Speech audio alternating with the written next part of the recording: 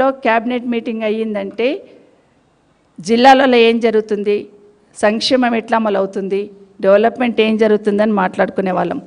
ఎక్కడ ఏం ఆగింది, ఏం చేస్తున్నామని మాట్లాడుకునే వాళ్ళం. కానీ ఈరోజు కాంగ్రెస్ పార్టీ క్యాబినెట్లో ఏం జరుగుతుంది చర్చ అంటే ఏ టెండర్ ఎవరికి దక్కాలి, ఏ కాంట్రాక్ట్లో ఎవరి వాటా ఎంత అనే చర్చ క్యాబినెట్లో జరుగుతుందంటే ఇంతకన్నా దౌర్భాగ్యం ఇంకొకటి లేదు. నిజంగా పరిపాలన గాడి తప్పుతుంది, అవినీతిమయమైపోయింది.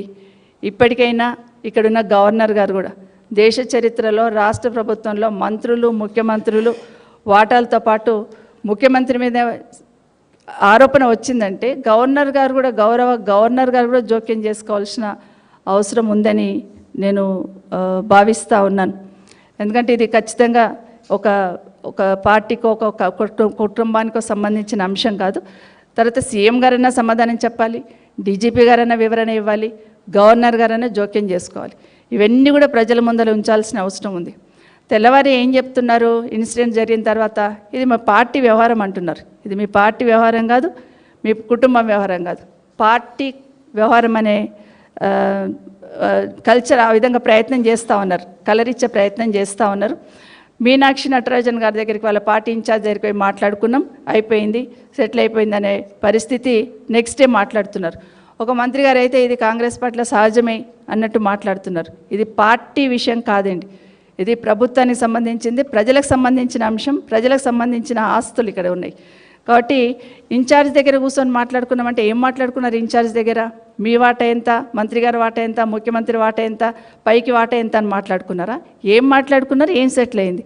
ఇది పార్టీకి సంబంధించిన అంశంగా పార్టీ పంచాయతీ కాదని, ఇది ప్రజల సొమ్ముకు సంబంధించిన, తెలంగాణ ప్రజలకు సంబంధించిన లూటీకి సంబంధించిందని దయచేసి గమనించాలి.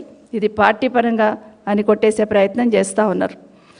గతంలో చాలాసార్లు బీఆర్ఎస్ పార్టీ తరఫున చెప్తూనే ఉన్నాం, రాష్ట్ర ప్రభుత్వంలో టెండర్లు, కాంట్రాక్టర్ విషయంలో ఏ విధంగా జరుగుతుంది, ఏ విధంగా గోల్మాల్ అవుతుంది అనేది ప్రతిసారి మాట్లాడుతున్నాం.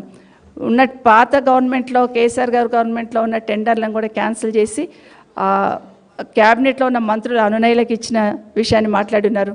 అమృత్కు సంబంధించిన టెండర్ కూడా ఏ విధంగా మిస్యూజ్ జరిగింది, ఎవరికి ఇచ్చున్నారు, ఏ విధంగా పార్టిసిపేట్ చేసిండని మాట్లాడున్నారు.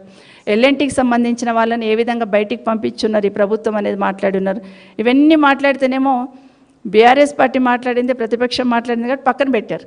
మరి స్వయంగా మంత్రి గారి కూతురే మాట్లాడుతుంది కదా, మరి దాని మీద ఎంక్వైరీ చేయాలా లేదా?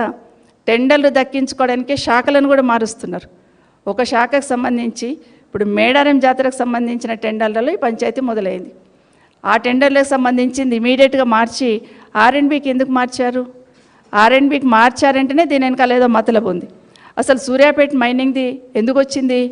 సూర్యాపేట మైనింగ్కి సంబంధించిన దోపిడీ ఎందుకు అక్కడ తేట తెల్లమవుతుందంటే అక్కడ కూడా ఆ కంపెనీకి సంబంధించి, సిమెంట్ కంపెనీకి సంబంధించిన వాళ్ళకు, డక్కన్ సిమెంట్ సంబంధించిన వాళ్ళకి వాటా అడుగుతున్నప్పుడు ముఖ్యమంత్రి గారికి ఎంత ఇస్తారో నాకు కూడా అంతే ఇవ్వాలని, మా మంత్రి కూడా అంతే ఇవ్వాలని వాళ్ళ ఓఎస్డీ గారు బెదిరించినట్టు బయట వార్తలు వింటున్నాం. మరి దీని గురించి మాత్రమే ఇవ్వనందుకే రాష్ట్ర పర్యావరణ శాఖకు సంబంధించిన ఒక నోటీస్ పంపించున్నారు, 300 కోట్లకు సంబంధించి జరినామా అని. దాని మీద కూడా ఈ కంపెనీకి సంబంధించి 300 కోట్లకు సంబంధించిన జరినామా ఏదైతే విధించున్నారో ఆ వ్యవహారం మీద కూడా సమగ్రంగా విచారణ జరగాలి. అది వాస్తవమేనా, 300 కోట్ల కంపెనీ కట్టాల్సిందేనా, ఇవన్నీ కూడా విచారణ జరపాల్సిన అవసరం ఉంది. ఊరికే ఏదో ఒక రాత్రి అయిపోయింది ఎపిసోడ్ అంటే కాదు. మాట్లాడిన ప్రతి అంశం మీద ఈ ప్రభుత్వం సమాధానం చెప్పాలి. జరిగిన ప్రతి వ్యవహారం మీద డీజీపీ గారు ఇన్వాల్వ్ కావాలి. వాటికి సంబంధించిన వివరణలు ప్రజల ముందు ఉంచాల్సిన అవసరం ఉంది.